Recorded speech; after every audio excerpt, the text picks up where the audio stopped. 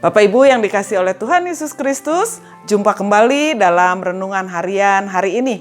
Saya Esther Solihin dari GKI Kebonjati, Bandung.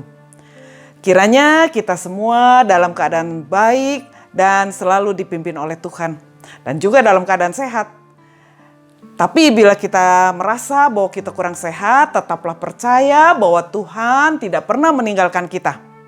Nah, Bapak Ibu sekalian yang dikasihi oleh Tuhan Yesus Kristus, renungan harian kita adalah rangkaian kedua dari pengajaran gereja tentang sola.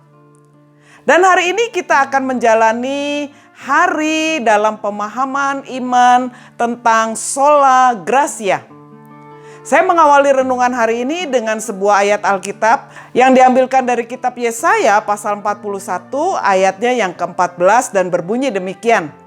Janganlah takut, hai si cacing Yakub, hai si ulat Israel, akulah yang menolong engkau.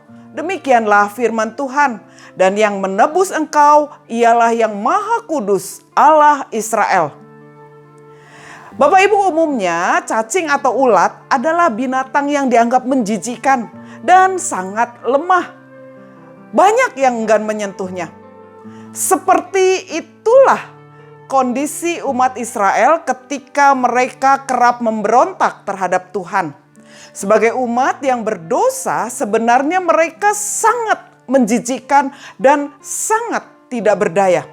Tetapi Tuhan tetap merencanakan keselamatan bagi yang menjijikkan dan tidak berdaya ini.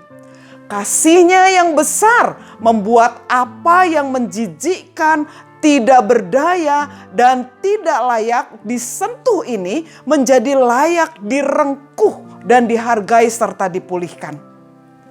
Gambaran ulat dan cacing sebagai umat berdosa itulah yang sebenarnya juga kita sandang.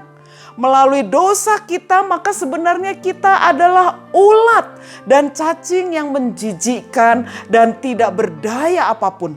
Tetapi kemudian karena kasih Tuhan Yesus Kristus, maka kasih itu merengkuh, memeluk, dan menopang dan memberikan nilai yang berharga pada kita dalam keselamatan melalui dan di dalam Yesus Kristus. Kita tidak dapat dan tidak mungkin mengusahakan sendiri keselamatan sebagai hal yang mulia dan berharga. Karena cacing dan ulat hidup di tanah dan di tempat kotor bahkan. Dan tidak berharga dan tidak berdaya mencapai tempat yang mulia dan indah dan luhur. Sola gratia hanya karena anugerah semata, yaitu pemberian yang mulia, pemberian yang luhur yang telah Tuhan Yesus lakukan untuk manusia demi manusia karena kasih-Nya yang besar. Bukan karena kita baik, bukan karena kita hebat, bukan karena harta benda kita, bukan karena kepandaian kita, tetapi semata-mata hanya karena kasih-Nya. Keselamatan tidak bisa dibeli, tidak bisa juga diraih atau ditukar melalui kebaikan kita. Bukan seperti timbangan di mana yang percaya seimbang dengan kebaikan. Keselamatan bukanlah demikian.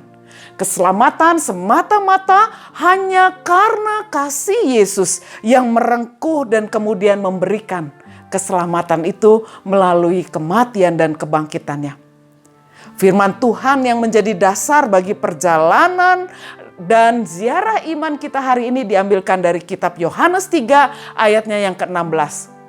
Karena begitu besar kasih Allah akan dunia ini, sehingga Ia telah mengaruniakan anaknya yang tunggal, supaya setiap orang yang percaya kepadanya tidak binasa, melainkan memperoleh hidup yang kekal. Kiranya ayat ini menemani perkataan, pekerjaan, pelayanan terhadap suami, terhadap istri, terhadap anak, terhadap orang tua, terhadap rekan kerja, teman, sahabat, bahkan mereka yang menyakiti kita atau mungkin yang telah kita sakiti. Sola gratia, hanya karena kasih karunia, hanya karena anugerah kita diselamatkan, kita direngkuh dan diraih dalam pelukan kasih Kristus. Tuhan memberkati. Amin.